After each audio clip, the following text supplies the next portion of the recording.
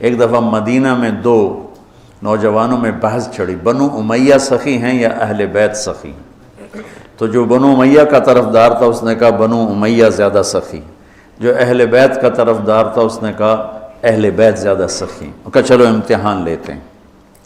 تو جو بنو امیہ کا تھا وہ گیا بنو امیہ کے مالداروں کے پاس کہ میں مصیبت میں پھنس گیا ہوں تو مجھے کچھ مدد چاہیے۔ تو ایک نے 10,000 دیے، پھر دوسرے کے پاس گیا اس نے 10,000 دیے، تیسرے کے پاس، چوتھا 5 6 7 8 9 10 آدمیوں سے 1 لاکھ لے کر آیا۔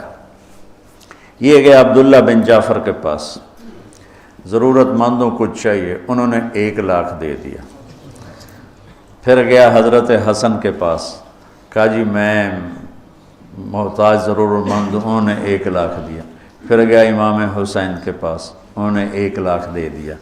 جب وہ کٹھے ہوئے انہوں نے کہا کتنا لے آندہ کہ 1 لاکھ، کہ میں 3 لاکھ لے آندہ۔ انہوں نے کہا بھائی واقعی اہل بیت کی سخاوت کو کوئی نہیں پہنچ سکتا، چلو واپس کرتے ہیں۔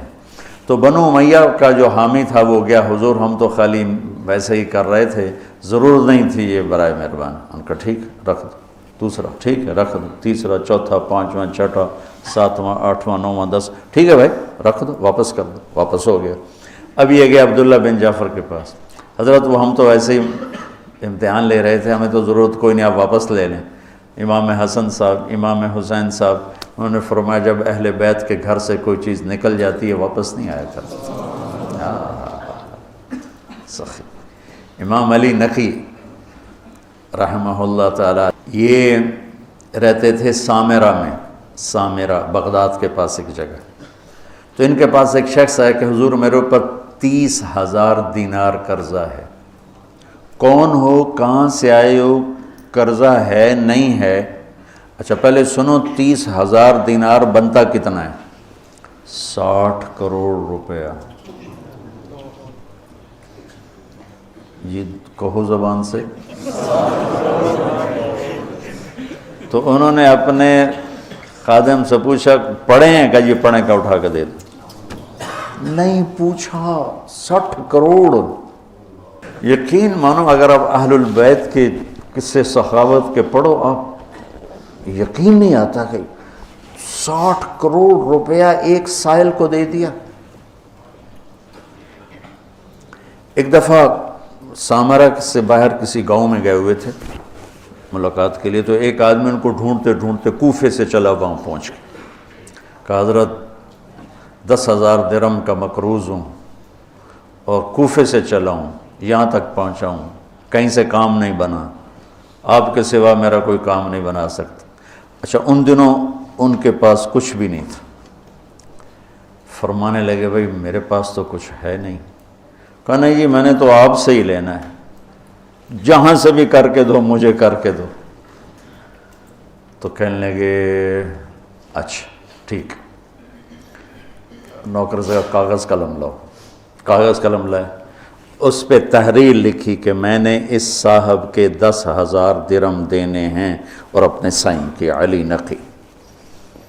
کہا یہ لے جا، میں 3 دن بعد واپس جاؤں گا شہر، تو جب مجلس گرم ہونا تھا آ جانا اور یہ پرچہ دکھا کے میری خوب بےزتی کرنا کہ تو پیسے لکھے ہیں اور تو مکر گیا اور دیتا نہیں اور ٹال مٹول کرتا ہے، ٹکا کے میری انہوں نے یہ کام میں نہیں کرتا۔ کہا پھر پیسے نہیں ملیں گے، کرنا پڑے گا۔ ان کا چلو ٹھیک ہے جی، آپ کہتے ہیں تو میں کر دوں گا۔ تو 3 دن بعد یہ تشریف لے گئے سامرہ۔ تو شام کے وقت لوگ جو شہر کے معزز تھے وہ، اور اس زمانہ تھا متوکل کا، تو متوکل کے درباریوں میں سے 2 وہاں آئے، تشریف لائے ہوئے تھے، بیٹھے ہوئے تھے۔ تو یہ بدو پہنچ گیا اور اس نے تو وہ تو آپ نے امام صاحب نے خود ہی کہہ دیا تھا تم نے میرے پر چڑھائی کرنی، انہیں آتے ہی چڑھائی کر دی۔ اور وہ کہ بھائی ٹھیک ہے یار میں تیرے دینے ہیں پر ابھی میرے پاس ہے نہیں، میں دے دوں گا۔ نہیں اب پہلے اتنی دیر کر دی ہے، ایسے جھوٹے وعدے کرتے ہیں آپ۔ اب کیسے کرتے ہیں آپ؟ وہ آگے منتیں کر رہے ہیں اور سارے مجمع کا رنگ فق ہو رہا ہے۔ تو کہا اچھا بھائی مجھے 3 دن کی مہلت دے دے، میں تیرا سارا قرضہ چکا دوں۔ کہا ٹھیک ہے، 3 دن کے بعد چوتھا نہیں ہونا چاہیے۔ کہا نہیں بالکل نہیں ہوگا۔ وہ جو متوکل کے درباری تھے نا، انہوں نے جا کے متوکل کو بتایا کہ امام صاحب کے ساتھ ہوا یہ قصہ ہوا۔ اچھا، انہوں نے فوراً خزانچی کو کہا کہ 30,000 درہم ابھی حضرت کے گھر پہنچا دو۔ وہ 30,000 درہم پہنچے اور اس کو بلوا لیا، ابھی لے جا۔ کہا جی میری تو 10,000 ضرورت ہے۔ نہیں، ہمارے گھر سے جو چیز آتی ہے وہ آگے جانے کے لیے آتی ہے، لے جا۔ کہا حضرت میری ضرورت صرف 10,000 ہے، مجھے اوپر والے نہیں چاہیے۔ کہا تجھے چاہیے، پیسہ بھی ایسی چیز ہے کہ نہیں چاہیے، چل سارا لے جا۔ یہ سخاوت۔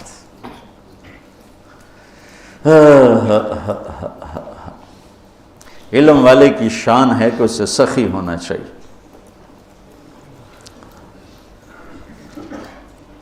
حضرت عمر رضی اللہ عنہ کی دعا سنو، اللہم انی شدید فلینی وبخیل فسخنی۔ یہ تو توازن کہتے بخیل فسخنی، ورنہ ان حضرات کی سخاوت کو کون پہنچ سکتا ہے، لیکن یہ میں حضرت عمر کی دعا آپ کو بتا رہا ہوں۔ تو اللہ کو سخاوت پسند ہے۔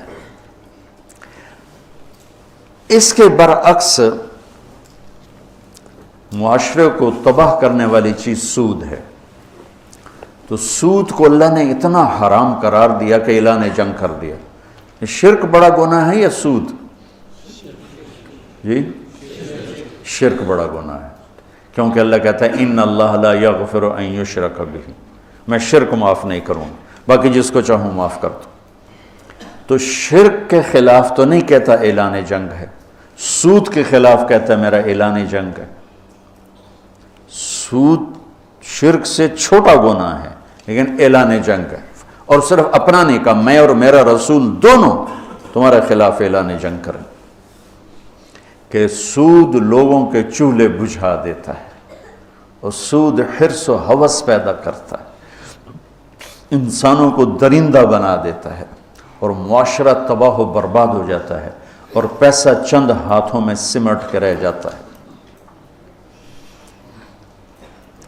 تو دو گناہ ایسے ہیں جن پر اللہ نے فَجَزَاؤُهُ جَهَنَّمُ خَالِدًا فِيهَا، حالانکہ ایمان والے کے لیے ہمیشہ کی جہنم نہیں ہے، نکل آئے گا کسی نہ کسی دن، لیکن قتل اور سود پر اللہ نے کہا جزاؤ جہنم خالدن فیہا، کہ جو سود نہیں چھوڑ، جو قتل کر رہا ہے اس کی جزا جہنم ہے اور یہ ہمیشہ جلے گا، اور سود کھانے والے کے لیے فرمایا کہ یہ جہنم میں ہمیشہ جلے گا۔ اور سب سے بدترین شکل آپ نے سود کھانے والوں کی دیکھی کہ جب آپ معراج میں گئے تو آپ نے دیکھا کچھ لوگ ہیں جن کے پیٹ ہیں جیسے بڑے بڑے گنبد، اس پیٹ کے اندر سانپ چل رہے ہیں جو ان کو اندر سے کاٹ رہے ہیں، اور ان کی چیخ و پکار ہے۔ آپ نے پوچھا یہ کون لوگ ہیں؟ کہا یہ سود کھانے والے۔ تو ایک تو بینک سود پہ پیسہ دیتے ہیں، سود پر، اور ایک عام لوگ بھی اب سود پہ پیسہ دیتے ہیں۔ میں لکی مروت گیا تو مجھے ایک شکایت یہ بھی ملی کہ یہاں حد سے زیادہ لوگ سود پہ پیسہ دیتے ہیں، بغیر قرض حسنہ کوئی دیتا ہی نہیں ہے، جب بھی دیں گے سود پر دیں گے۔